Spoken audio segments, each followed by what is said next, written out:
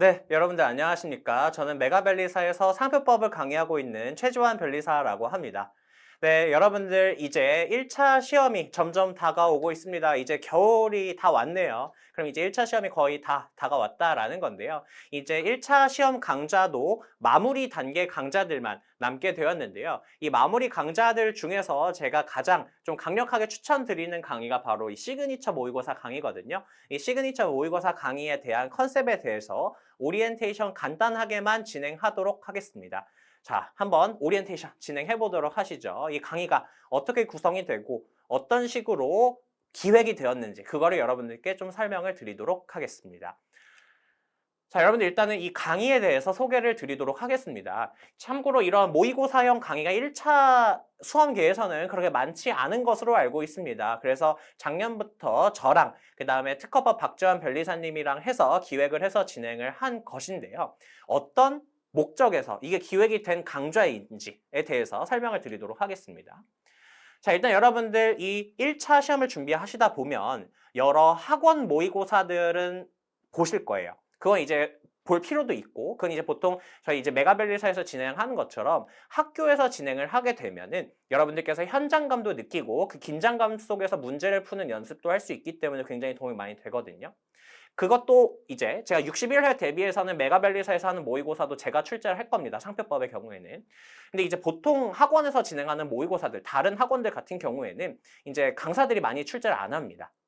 강사들이 출제하지 않는 경우가 많고 보통은 이제 특히 뭐 그 강사라고 하는 게 메인 강사님들이 보통 출제를 안 하세요. 보통 이렇게 전연차 강사님들이 많이 출제를 하다 보니까 그 문제의 퀄리티가 그렇게 좋지 않은 경우들도 상당히 많이 있고 그다음에 무엇보다 그거는 학원 전체에서 진행을 하는 거다 보니까 다소 강사들의 어떤 문제 퀄리티 관리가 크게 되지 않는 특징이 있거든요.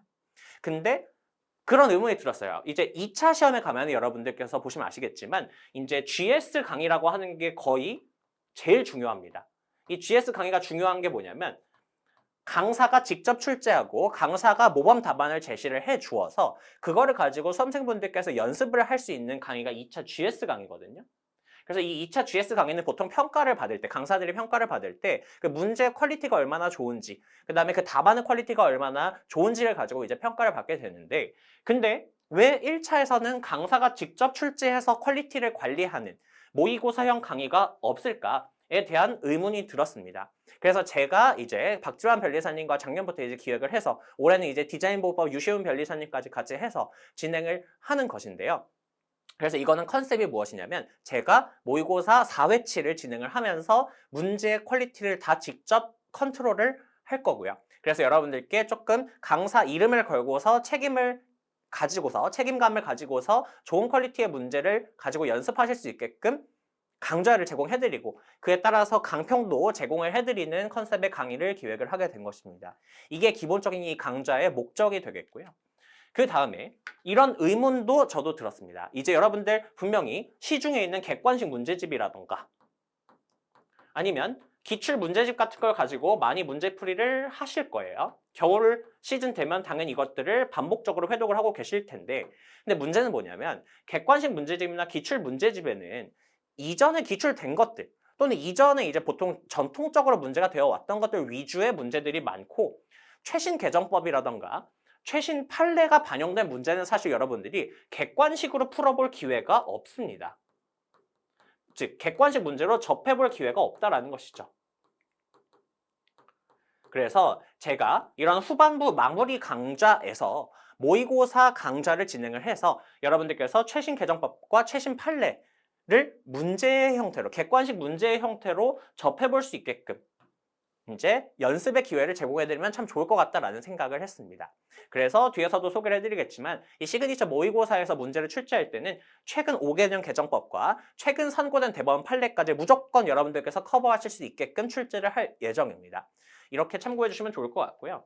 그 다음에 이제 이 시그니처 모의고사 강좌는 특징이 뭐냐면 여러분들께서 꼭 현장에 가지 않아도 집에서도 연습을 할 수 있는 어떠한 환경을 제공해드리자라는 취지에서 이건 이제 저희 메가밸리사 학원 측과 이야기를 해가지고 어떤 게 기획이 됐냐면 여러분들 아마 지금 페이지가 오픈이 되었으면은 온라인 모의고사 형태로 치를 수 있다는 것을 확인하실 수 있을 겁니다. 그래서 온라인으로 저희가 시간을 딱 한정해 드릴 거예요. 한정된 시간 내에 모의고사 풀이를 하고 그에 따라서 바로 PDF 파일로 문제랑 답안 제공받으시고 강평까지 들을 수 있게끔 이제 기획을 한 겁니다. 그래서 여러분들께 이러한 모의고사 연습 환경을 제공을 해드리고 어쨌든 양질의 퀄리티를 가지는 이제 문제를 제공을 해드리기 위해서 이런 강좌가 기획되었다라는 거 참고해 주시면 되겠습니다. 이게 이제 기본적인 강의의 컨셉이라고 봐주시면 되겠고요.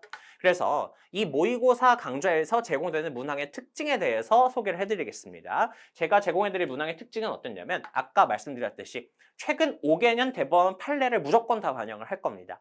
그러면서 이따가도 설명을 드리겠지만 강의를 진행을 하면서 이 5개년 대법원 판례를 정리한 자료를 제공해 드릴 거거든요. 그러면서 필요한 범위에서는 그 대법원 판례에 대해서도 같이 설명을 하는 식으로 수업을 진행을 하도록 할 겁니다. 그 다음에 최근 중요한 개정법. 사실 이제 올해 1차 시험에 있어서는 가장 중요한 게 2023년도 2월 4일 시행 개정법이죠. 그래서 부분 거절 제도라던가 아니면은 재심사 청구 제도에 관한 것들이 들어왔기 때문에 그런 것들을 연습하실 수 있게끔 제공을 해드릴 거고요. 그 다음에는 어떤 것이 있냐. 근데 그렇다고 해서 제가 뭐 최근 선고된 것만 가지고 문제를 출제하지는 않을 겁니다. 실제로 이제 시험에 문제가 나올 때에도 막 최근 것만 나오는 건 아니에요. 전통적으로 중요한 주제들에 대해서는 계속해서 시험이 나옵니다. 그래서 이건 제가 어떤 식으로 분석을 할 거냐면 제가 39회부터 60회까지 있었던 시험 거의 이제 21개년, 22개년에 해당하는 건데요. 그 기출 문제를 전체를 분석을 해서 단원별로 이제 역대 몇 문제가 나오는지를 쭉 분석을 한 다음에 그 비율을 반영을 해가지고 4회치 문제를 구성을 했습니다. 그래서 뭐 제 이제 맘대로 한 게 아니라 실제 전체 기출되었던 파트들을 이제 빈도를 고려를 해가지고 전체 문제를 구상하고 전통적으로 자주 나오는 주제는 또 다 문제에 반영을 할 예정입니다. 이렇게 해가지고 굉장히 계산적으로 이제 치밀하게 계산된 문제 구성을 가지고 여러분들께 문제를 제공해 드릴 거라는 점도 참고를 해주시면 됩니다.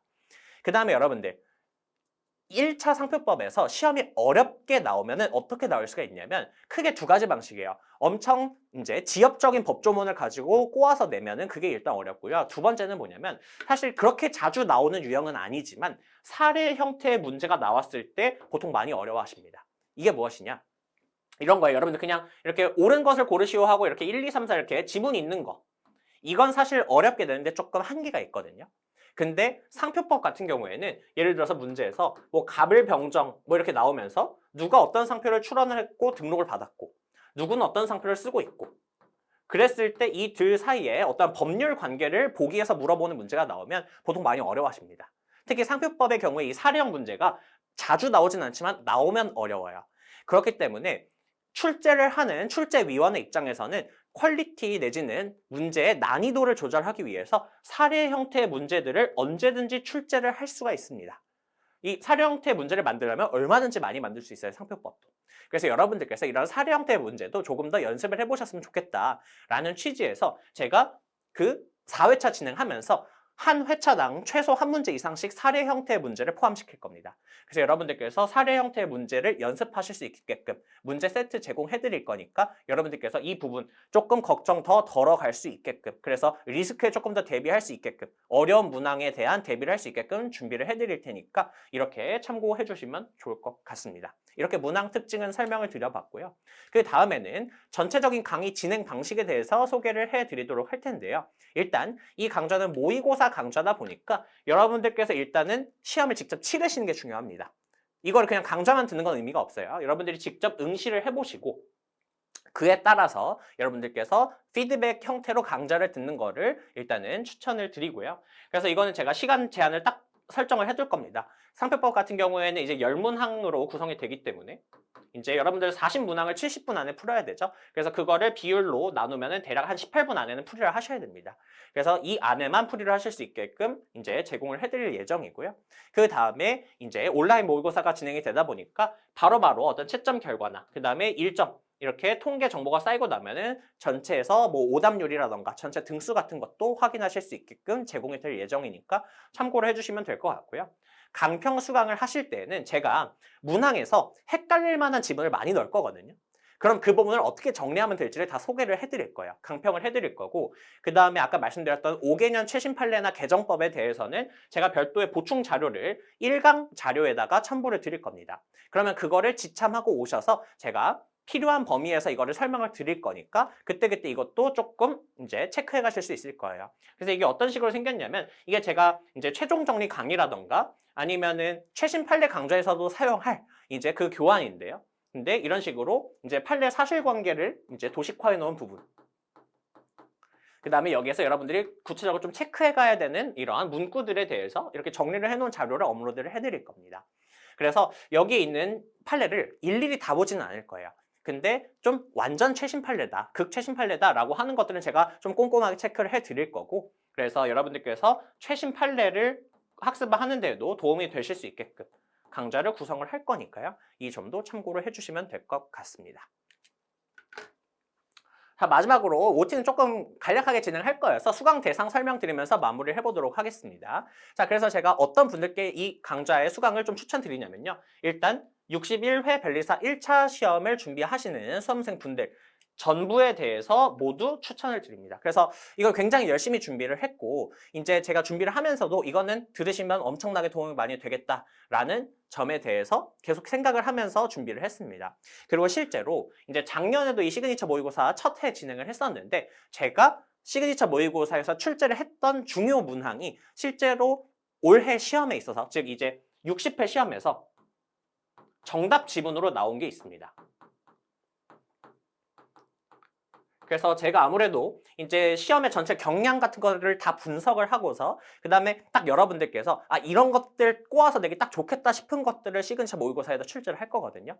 그러다 보니까 막 이제 막 전혀 중요하지 않고 뭐 헷갈리지도 않는 그런 아주 평이한 난이도의 문제 안 낼 거예요. 그러다 보니까 실제 작년에서도 시그니처 모의고사에서 이제 출제했던 게 정답 지문으로 나올 정도로 시그니처 모의고사가 아마 도움이 많이 됐을 거예요. 보신 분들 실제로 그렇게 시그니처 모의고사 들으셨던 분들이 굉장히 도움 많이 됐다라고 평도 많이 남겨주셨거든요. 그러다 보니까 이제 올해도 여러분들께서 이제 많은 분들께서 이 강좌를 활용하셨으면 좋겠어요. 이제 여러분들 산업재산권법 합격에 굉장히 도움이 많이 될 거니까 참고를 해주시면 좋을 것 같고요. 그 다음에는 이제 그런 분들도 있을 거예요. 이제 시중에 객관식 문제집이라거나 이제 기출 문제들을 여러 번 풀이를 해봤는데 여러분 푼 거를 반복적으로 푸는 것도 당연히 도움이 됩니다. 틀렸던 거 계속 다시 체크를 하면서 이제 틀리는 문항을 점점 줄여 나가시는 것도 중요해요. 근데 이렇게 막바지에 와서는 조금 새로운 형태의 문제들도 접하면서 이렇게 새로운 문제를 접했을 때 내가 얼마나 이런 좀 위기 상황에 대처 능력이 있는가도 테스트를 하는 게 중요하거든요. 그래서 이런 새로운 객관식 문제풀이를 이제 해보고 싶으신 분들께서도 활용하시기 정말 좋은 강좌다. 이렇게 설명을 드릴 수 있을 것 같습니다.